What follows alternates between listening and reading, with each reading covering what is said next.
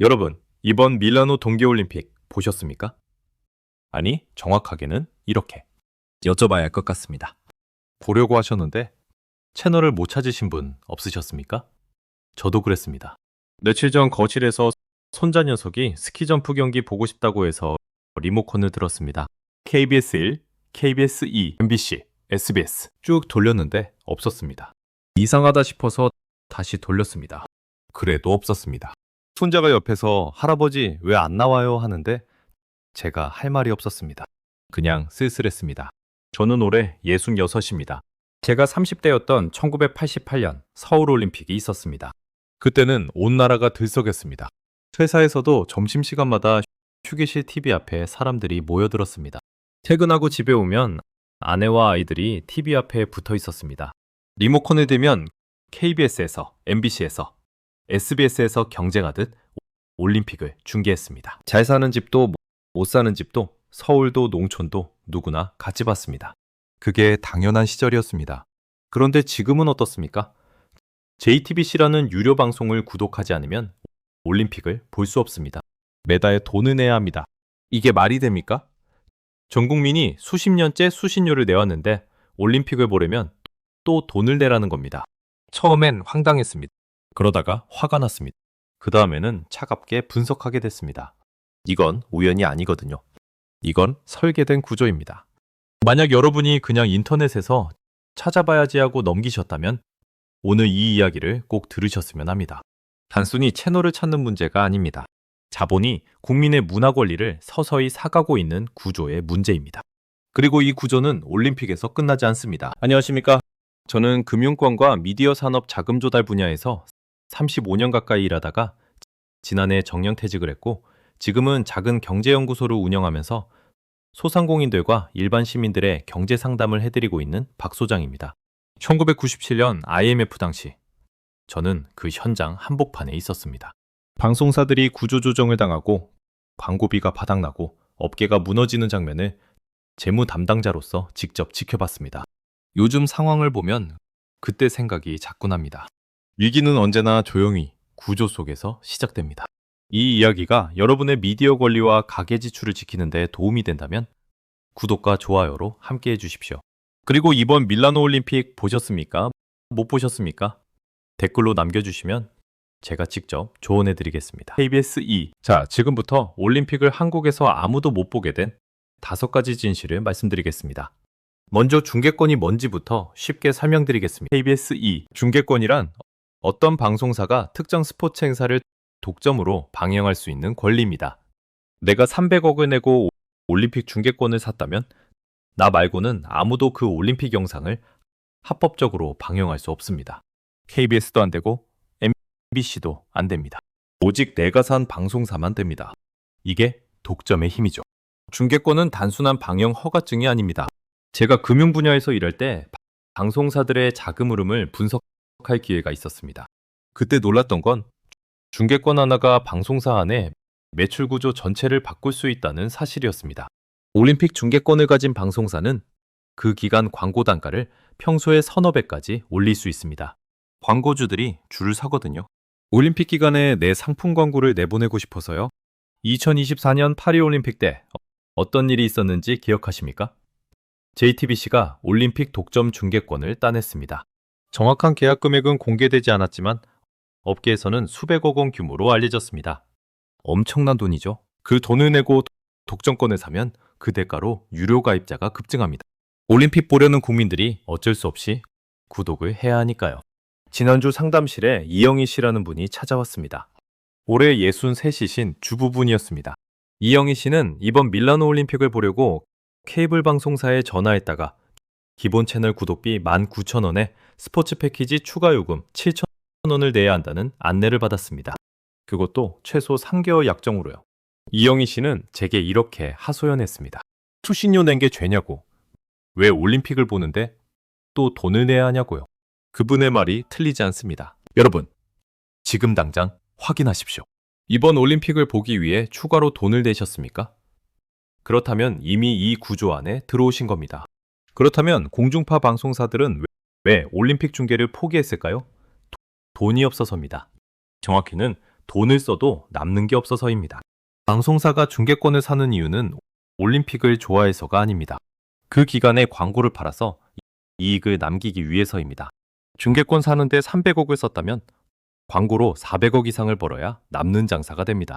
그 계산이 맞지 않으면 방송사 입장에서는 사지 않는 게 낫습니다. 그런데 지금 공중파 광고 시장이 어떻습니까? 제가 근무하던 곳에서 미디어 업계의 자금 흐름을 분석할 때도 이 추세가 보이기 시작했습니다. 그런데 지금은 그때보다 훨씬 심합니다. KBS, MBC, SBS의 광고 수익은 지난 5년 사이 40% 가까이 줄었습니다. 40%입니다. 젊은 세대는 TV를 안 봅니다. 광고주들도 압니다. 그래서 TV 광고 대신 유튜브, 인스타그램, OTT 플랫폼 광고에 돈을 씁니다. 상담실에 박 대표라는 분이 오셨습니다. 58세 분으로 20년 가까이 방송 광고 대행 일을 하셨습니다. 박 대표는 1998년에 이 업계에 들어왔을 때만 해도 올림픽 시즌이 되면 광고주들이 줄을 섰다고 했습니다. 방송사가 광고 단가를 2배, 3배 올려도 가져가겠다는 광고주가 넘쳤다고요? 그런데 이번 밀라노 올림픽 때는 달랐습니다. 공중파에 올림픽이 없으니 스포츠 특수 자체가 사라진 겁니다. 박 대표 회사 매출은 반토막이 났습니다. 이게 단순히 방송사 문제가 아닙니다. 공중파가 광고를 못 팔면 제작비가 줄고 콘텐츠 질이 떨어지고 시청자가 더 이탈하고 광고가 또 줄어드는 악순환이 계속됩니다. 여러분이 보시는 공중파 프로그램의 질이 왜 예전 같지 않은지 이 구조가 그 이유 중 하나입니다. 그렇다면 JTBC는 어떻게 올림픽을 독점하게 됐을까요? 단순히 돈이 많아서일까요? 절반만 맞는 이야기입니다. 더 중요한 건 전략입니다. 공중파 방송사들이 이건 남는 장사가 아니다라고 물러날 때 JTBC는 반대로 움직였습니다. 왜냐하면 다른 셈법으로 계산했기 때문입니다. 올림픽 기간의 광고 수익이 아니라 유료 가입자 증가라는 장기 이익을 받습니다. 미국의 MBC라는 방송사가 있습니다. MBC는 수십 년째 올림픽 중계권을 독점 계약해왔습니다. 계약 금액만 수십억 달러, 우리 돈으로 수조 원입니다. 처음에는 모두 미쳤다고 했습니다. 그런데 결과는 어땠냐고요? MBC는 올림픽 기간마다 유료 스트리밍 가입자가 폭발적으로 늘었습니다. 그 가입자들이 올림픽이 끝난 뒤에도 구독을 유지했습니다. 가입자 기반이 탄탄해지니 광고 단가도 올라갔습니다. JTBC 전략을 그대로 따른 겁니다. 상담실에서 만난 최 부장이라는 분이 이 이야기를 더 실감나게 해줬습니다. 55세 분으로 방송 관련 업계에서 오래 일하셨던 분입니다. 최 부장은 방송사들의 중계권 입찰 경쟁을 이렇게 설명했습니다. 공중파들이 입찰을 고민하는 사이 JTBC는 이미 국제올림픽위원회 측과 장기 파트너십 계약 논의를 시작했다는 겁니다. 한 번의 계약이 아니라 여러 대회를 묶은 패키지 계약이었습니다. 그러니 단가도 낮아지고 공중파가 뒤늦게 뛰어들려 해도 이미 문이 닫힌 상태였다는 겁니다. 먼저 움직인 자가 독점 구조를 만들고 나머지는 그 구조 안에서 소비자가 됩니다. 여러분이 올림픽을 보기 위해 매달 돈을 내는 것, 그게 바로 그 구조의 결과입니다. 여러분, 착각하지 마십시오. 이건 올림픽만의 문제가 아닙니다. 이미 전방위로 퍼진 구조입니다. 스포츠 중계권이란 말이 처음엔 낯설게 느껴지셨겠지만 이미 여러분 일상 곳곳에 들어와 있습니다. 야구 보실 때, 축구 보실 때 이미 이 구조가 작동하고 있습니다. 2023년에 월드 베이스볼 클래식이 있었습니다. 대한민국 야구 팬들이 손꼽아 기다리던 대회였죠. 그런데 일부 경기는 유료 스트리밍 앱에서만 봐야 했습니다. 어떤 경기는 공중파에서 해줬고 중요한 경기일수록 돈 내야 하는 곳에 있었습니다. 이게 우연이 아닙니다. 회계된 구조입니다. 챔피언스 리그, 프리미어 리그, 미국 야구 이미 대부분이 유료 채널에 가 있습니다. 공중파에서 무료로 볼 수 있는 스포츠가 해마다 줄어들고 있습니다. 세계적으로 스포츠 중계권 시장은 매년 20% 이상 성장하고 있습니다. 이 시장이 커진다는 건 소비자인 여러분이 내야 할 돈이 매년 커진다는 뜻이기도 합니다. 지난달 정 회장이라는 분이 상담실에 오셨습니다. 61살 자영업자였습니다. 아들과 야구를 같이 보는 게 유일한 낙이라고 하셨는데 작년부터 유료 앱을 결제해야 한다는 걸 알고 아들이 그냥 결제해버렸다고 하셨습니다. 한 달에 15,000원이었는데 야구 시즌만 구독하려 했는데 해지를 까먹어서 1년 내내 냈다는 겁니다. 20만 원 가까이 냈는데 제대로 본 적도 없다고 하시더군요. 이게 이 구조가 작동하는 방식입니다. 가입은 쉽게, 해지는 불편하게. 그 사이에 돈은 계속 나갑니다. 지금 당장 스마트폰에서 각종 스트리밍 앱 구독 현황을 확인하십시오. 얼마나 많은 서비스에 매달 돈이 나가고 있는지 모르는 분들이 생각보다 훨씬 많습니다. 이제 가장 화가 나는 이야기를 드리겠습니다. 수신료 이야기입니다. 수신료가 뭔지 다들 아시죠? TV를 가진 가정이 KBS에 의무적으로 내는 돈입니다. 지금은 한 달에 2,500원으로 전기요금에 합산돼서 나갑니다. 우리나라에서 TV를 가진 가정이 수천만 가구입니다. 이 돈이 모여서 매년 수천억 원이 KBS로 들어갑니다. 공공방송을 유지하라는 명목으로 수신료 제도가 생긴 이유가 뭡니까? 공중파 방송, 특히 KBS가 공공재 역할을 해야 한다는 논리였습니다. 재난이 나면 제일 먼저 알려주고 문화행사를 중계해서 국민 모두가 누릴 수 있게 하고 스포츠 국가대표 경기도 무료로 보게 해주는 것. 그게 공공방송의 역할이었습니다. 제가 현장에서 일할 때 당시 제 동료들도 KBS 수신료가 정당화됐던 이유를 그렇게 설명했습니다. 올림픽을 온 국민이 볼 수 있게 해줬기 때문이라고. 그런데 지금은 어떻습니까? 2023년에 수신료 분리징수가 됐습니다. 전기요금과 분리돼서 별도로 내야 하게 바뀌었습니다. 그러자 수신료 납부율이 뚝 떨어졌습니다. KBS 재정이 흔들리기 시작했습니다. 재정이 흔들리니 중계권 같은 큰 돈을 쓸 여력이 없어진 겁니다. 이게 올림픽이 공중파에서 사라진 또 하나의 이유입니다. 지난주 상담실에 찾아오신 김할머니 이야기를 드리겠습니다. 올해 72살이신 분입니다. 수십 년째 수신료를 내왔는데 이번에 올림픽을 보려다 JTBC 구독하라는 소리에 화가 나셔서 오셨습니다. 수신료 환불해달라고 하면 안 됩니까? 라고 물으셨습니다. 저는 법적으로는 어렵다고 말씀드렸습니다. 하지만 그분의 분노가 틀린 게 아니라고도 말씀드렸습니다. 돈을 내고도 보지 못하는 이 구조는 분명히 어딘가 잘못됐습니다. 지금 당장 확인하십시오. 수신료를 내면서도 올림픽을 못 보셨다면 이건 단순한 불편함이 아닙니다. 공공재가 자본에 의해 잠식되는 과정을 직접 체험하신 겁니다. 그렇다면 이 구조 속에서 우리는 어떻게 해야 할까요? 방법이 없는 건 아닙니다. 첫 번째로 말씀드리고 싶은 건 구독 서비스를 전략적으로 관리하라는 겁니다. 1997년 IMF 때 살아남은 사람들의 공통점이 뭔지 아십니까? 고정 지출을 철저하게 관리했습니다.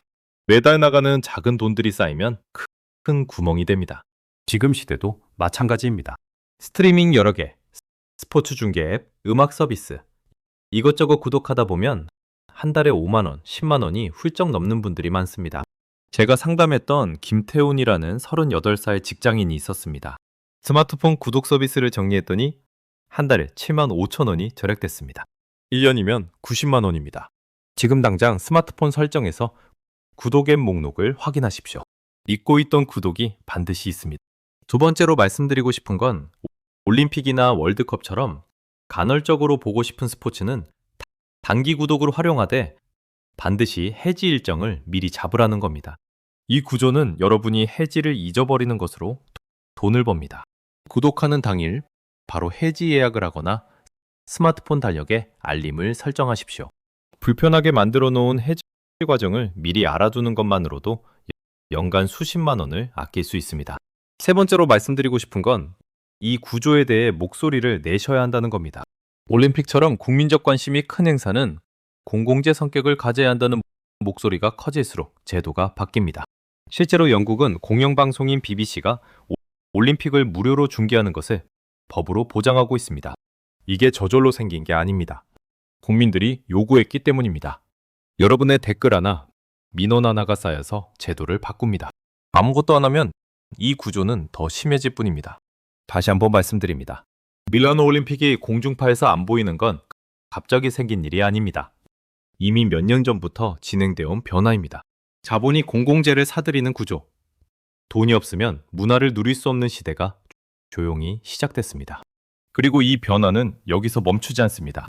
1988년 서울 올림픽 때 온 국민이 TV 앞에 모였던 그 기억을 저는 지금도 생생히 기억합니다. 그때는 잘 사는 집도 못 사는 집도 도시도 농촌도 함께 울고 함께 웃었습니다. 문화란 그런 겁니다. 모두가 함께 누리면 그게 공공재의 가치입니다. 그런데 지금 그 공공재가 하나씩 유료화되고 있습니다. 살아남은 사람들이 있습니다. 이 변화를 미리 읽고 부독을 정리하고 불필요한 지출을 줄이고 자신의 권리에 대해 목소리를 낸 사람들입니다. 그들은 특별한 사람들이 아니었습니다. 단지 구조를 이해하고 준비한 사람들이었습니다. 반대로 어차피 별 수 있나라며 아무 생각 없이 매달 구독료를 낸 사람들은 10년 뒤에도 같은 자리에서 같은 불편함을 느낄 겁니다. 오늘 이야기를 들으신 여러분은 이제 선택하셔야 합니다. 이 구조를 이해하고 현명하게 대응할 것인가? 아니면 설마하며 그냥 넘어갈 것인가? 내일 아침부터 작은 행동 하나만 바꿔보십시오.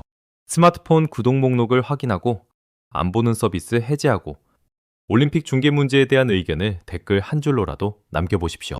그 작은 변화가 여러분의 지갑을 지키고 우리 모두의 문화 권리를 지키는 시작이 됩니다. 박 소장이었습니다. 고맙습니다.